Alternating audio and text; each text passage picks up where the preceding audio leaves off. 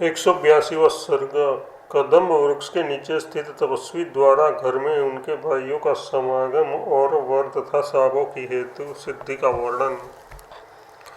वृद्ध तपस्वी ने कहा, है सज्जनों, भगवती गौरी उसी इस कदम में अपनी इच्छा से 10 वर्ष बैठकर शिव जी के वाम भाग रूप मंदिर को चली गई।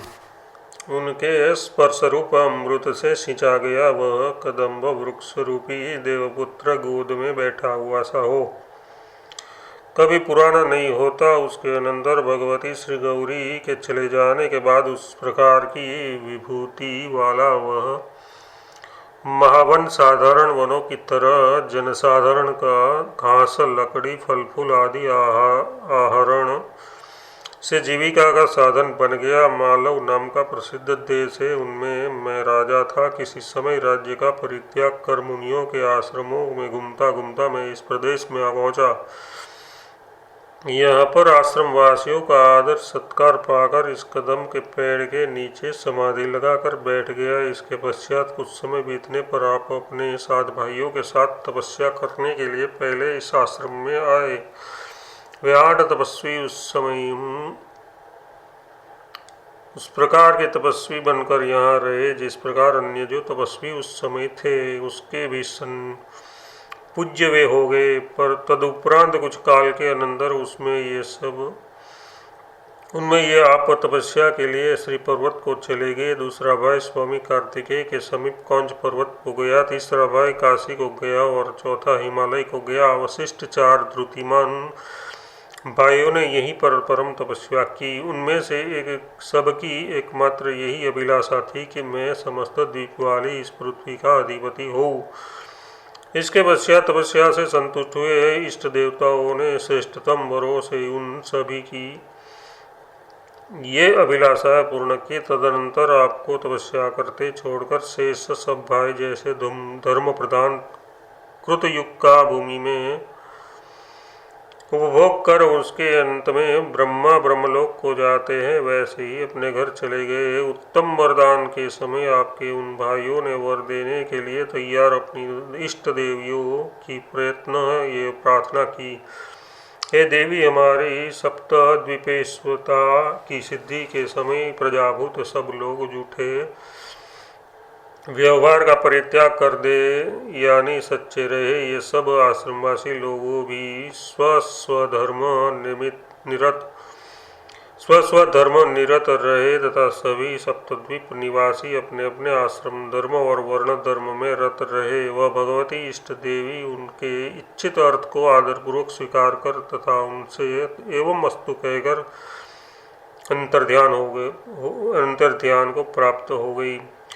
तदुपरांत वे अपने घर गए, उनके पीछे सभी आश्रमवासी भी गए, केवल एक मैं नहीं गया। मैं अकेले एकांत में वागीश्वरी कदम के नीचे एकमात्र ध्यान में चित्त लगाकर शिला की नाई बैठा रहा। इसके बाद इस ऋतु संवत आदि रूप समय के बीतने पर आसपास में रहने वाले लोगों ने संपूर्ण वन छिन्न भिन्न कर डाला। कभी न मुरझाने वाले इस कदम्ब वृक्ष को इसे वागेश्वरी का मंदिर समझकर लोग खूब पूजते हैं। एकमात्र समाधि में मग्न रहने वाले मुझे भी खूब पूजते हैं। इसके पश्चात तो आप दोनों महातपस्वी इन प्रदेश में आए। ये सब ध्यान से देखा गया संपूर्ण वृत्तांत मैंने सकल रूप से आप लोगों से कहा, इसलिए साधु पुरुषों, यहाँ आए हुए आप लोग उठकर घर जाइए।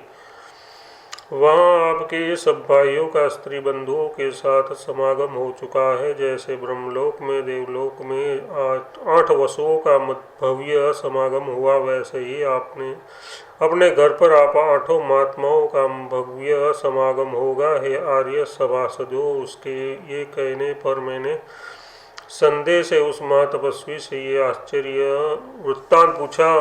उसे मैं आप लोगों से कहता हूँ, भगवान, सुनने में आता है कि ये एक ही सप्तद्वीप भूमि है। ऐसी अवस्था में तुल्यकार में 8 सप्तद्वीपा वसुमती के अधिपति कैसे होंगे? कदम्ब तपस्वी ने कहा, है सज्जनों, इन लोगों के संबंध में यही केवल असंबद्ध वृत्तांत है, ये बात नहीं है, तो ये दूसरा वृत्त भी अधिक असंबद्ध मैं कहता हूँ, उसे आप लोग मुझसे सुने। ये 8 तपस्वी भाई देह नाश होने पर वहाँ घर के अंदर ही सब सप्तद्वीप के अधिपति होंगे।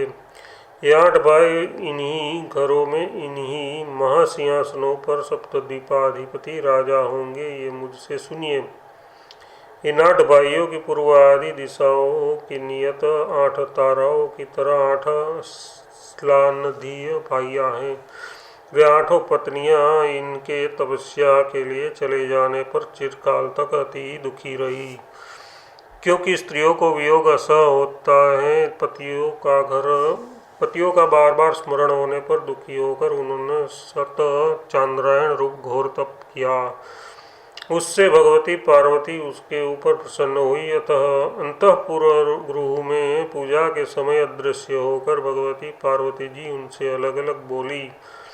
देवी जी ने कहा, हे पुत्री, जैसे गर्मी से मंजरी बोर चिरकाल तक क्लेश पाती है, वैसे ही दीर्घ तपस्या से तुमने क्लेश पाया है। अब तुम पति के लिए और अपने लिए वरदान लो। देवी का उक्त वचन सुनकर देवी के चरणों में पुष्पांजलि अर्पित कर मृदुभाषिणी सौभाग्यवती वधू ने मारे आनंद के विहल होकर अपनी वासना के अनुसार भगवती की स्तुति करते हुए, जैसे आकाश में स्थित मेघमाला से मयूरी बोलती है, वैसे ही आकाश में स्थित देवी से कहा। सुवासिनी ने सौभाग्यवती ने कहा, हे देवी, देव भगवान की श्री शिव जी के साथ जैसा आपका प्रेम है, वैसा ही पतिदेव के साथ मेरा प्रेम हो और मेरे वे पतिदेव अमर हो। देवी ने कहा, भद्र आदि सृष्टि से लेकर चली हुई ईश्वराज्ञान रूप नियति का भंग करना संभव न होने के कारण तपस्या दान आदि द्वारा अमरता प्राप्त नहीं की जा सकती। इसलिए हे सुव्रते, तुम दूसरा कोई वर मांगो। सुवासिन ने कहा, हे देवी, मेरे लिए यह वर अलभ्य है, तो अब जब अपने घर में मेरे पति का देहपात हो तो मेरे मृत पति का जीव घर के अंदर से एक क्षण के लिए भी बाहर न जाए। हे अंबिके, ये हो ऐसा वर मुझे दीजिए। देवी जी ने कहा, हे पुत्री, ऐसा ही हो। उस मूर्खा को उत्तम वर याचना में अकुशल देखकर देवी स्वयं दूसरा वर देती है, और पति का देहांत होने पर सप्तद्वीपाधिपत्य में स्थित होने पर तुम उसकी प्रिय भार्या होंगी, इसमें तनिक भी संदेह नहीं है। जैसे लोक कल्याण के लिए निर्दोष रूप से उद्धत हुए मेघमाला की ध्वनि बंद होती है, वैसे ही उत्तम कल्याण के लिए उद्धत हुई भगवती पार्वती जी की वाणी ये कहकर विरत हुई। श्री देवी के चले जाने पर कुछ समय के पश्चात उसके वे सब पति महावर प्राप्त दिशाओं में से वापस आए। आज ये 8वां भाई पति भी अपनी पत्नी के समीप जाए। भाइयों और बंधु बांधवों का आपस में समागम हो। हे साधो, सत्कर्मों के फलों में बाधा डालने वाले इनकी ये दूसरी असमंजस पूर्ण आश्चर्यकारी दुर्घटना आप सुनिए। इन 8 भाइयों के तप करते समय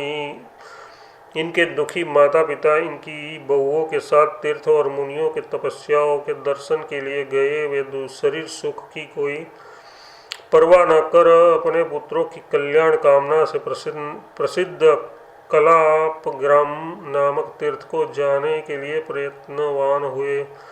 जब वे अपने घर से रवाना हुए तो मुनियों के आश्रमों के मार्ग में एक सफ़ेद वृद्ध पुरुष उन्हें दिख पड़ा। उनका रंग कपिल मतलब कोड़े के समान लाली लिए पीला था। कद नाटा था, शरीर पर भस्म रमी थी और सिर के बाल उखड़े थे। वे 8 भाइयों के माता पिता ये कोई बूढ़ा पथिक होगा, इस आशंका से उस मुनि का अपमान कर नमस्कार पूजा स्तुति आदि आदर न कर प्रस्तुत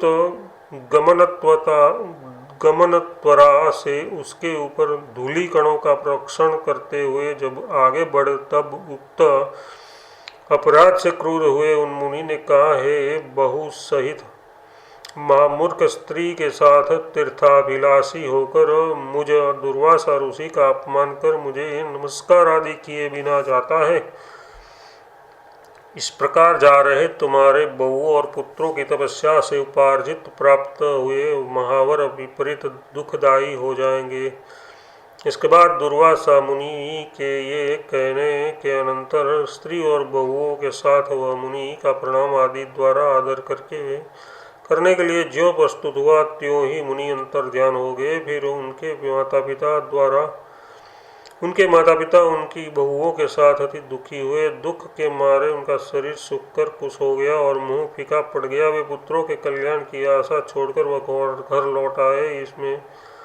इसलिए मैं कहता हूँ कि उनका एक ही वृत्तांत असमंजस मतलब दुविधा नहीं है कि अपितु जैसे गले में हुए गेंधे मतलब गला सूखने का एक रोग पर अनेक फोड़े हो और वे फूट जाए, वैसे ही उनके लाखों असमंजस हैं। इस प्रकार अन्यत्र भी इस मायामय जगत में भी लाखों असमंजसों का संभव है। ऐसा कहते हैं जैसे आकाश में उत्पातवश गंधर्व नगर धूमकेतु कबंध उल्का आदि दृश्यों का विकास होता है, वैसे ही चिदाकाश के संकल्प भूत सर्वथा शून्य दृश्य रूप इस महानगर में लाखों असमंजस होते हैं। 182वां सर्ग समाप्त।